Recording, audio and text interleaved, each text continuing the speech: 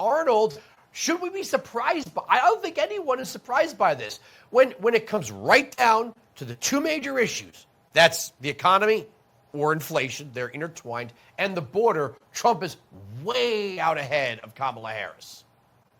Yeah, I mean, there's no doubt about that. If we just stick to the policy issues, Trump has the edge here. Obviously, a lot goes into presidential elections besides just policy. But if you look at the economy, like you said, it's the economic factors, it's inflation. Those are the policy issues driving this campaign. And when you talk about Trump, you've got lower taxes, a deregulatory agenda that worked very, very effectively, of course, in 2017 and 2018. And on Kamala's side, you've got price controls at the grocery store, which have been just a broken economic policy for decades.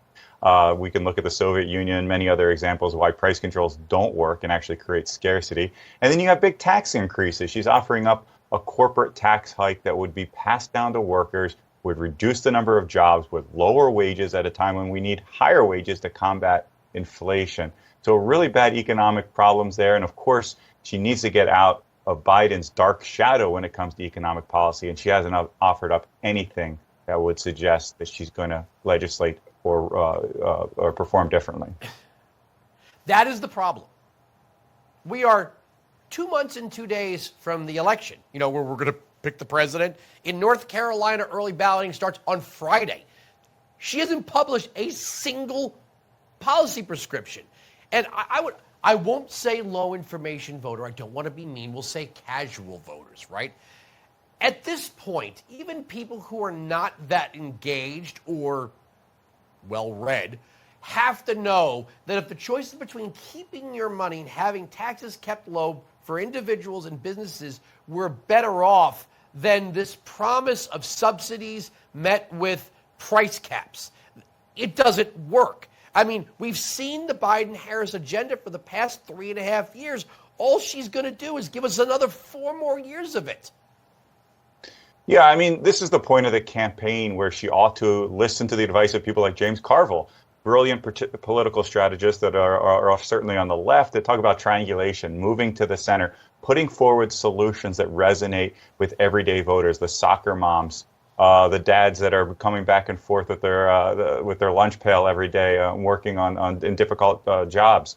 Those are the people she needs to resonate with. And right now, she's not. Like you said earlier, she's maybe offering policies that resonate well with the elites and people that are already extremely wealthy and tech billionaires and so forth. But she needs to bring that message to the American people, the American worker. I'm not one to give political advice, but let me just say this. Lower taxes are popular. Raising taxes, unpopular. It doesn't get a whole lot simpler than that. Yeah, but how does she do that? This is not the Obama candidacy where Obama was promising some, whether he just delivered or not, promising something new. He was the new thing. She's not the new thing. She's been the vice president for 3.5 years. If she had all these great ideas, why aren't we getting them now? Yeah, I think she's relying on the newness of who she is. She'd be the first woman president. That's a big deal, of course. Is that enough? I'm skeptical because I think people want to see some policy that is attached to this newness, the cultural changes that could come about here. I think they want to see something that resonates directly with them. The kitchen table issues, once again, the ability to pay their bills without breaking into a sweat, to fill up that grocery cart at the Safeway or Albertsons or wherever and know that you're not going to have to tap into a home equity line of credit to get out of the store. She hasn't offered up anything on that front. And until she does, I think you're going to continue to see that big gap between where Trump is on economic issues and where Kamala Harris is. Why are we paying taxes? I mean, if you're living in a high-tax city, in a high-tax state, and you're watching your government, local, sanctuary city, state, sanctuary state, or, whatever, just moving resources away from your kid's school, away from programs that maybe you need to access or family members need to access, and all of those resources are going to people in the country illegally, and then you get this, well, if we just get them all work permits, okay, but we don't know what these people are going to do. Well, we don't know if they're ever going to be taxpayers. You know, when Trump says we need more people, he's talking about a legal immigration system. They just said, come one, come all. Doesn't matter if you bring anything to the table. The American taxpayer will care for you. And we've spent billions. They said $20 billion on a border wall was just way too high of a price tag. We're into the hundreds of billions of dollars paying for this open border right now.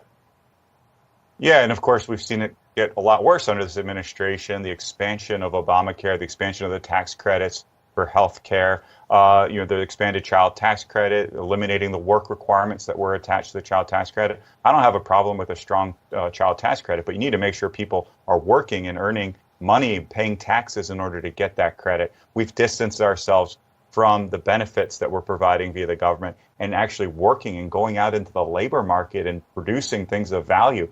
And I think that's a real problem, not just in the immigration space, but across the board. It's really hurt American communities and made more people sit on the sidelines rather than getting into the job market. Yeah, the two different promises are, one, you can keep more of what you earn. The other is trusting government, it will provide, and it never really does. Brandon Arnold, thanks for joining us. Thanks for having me.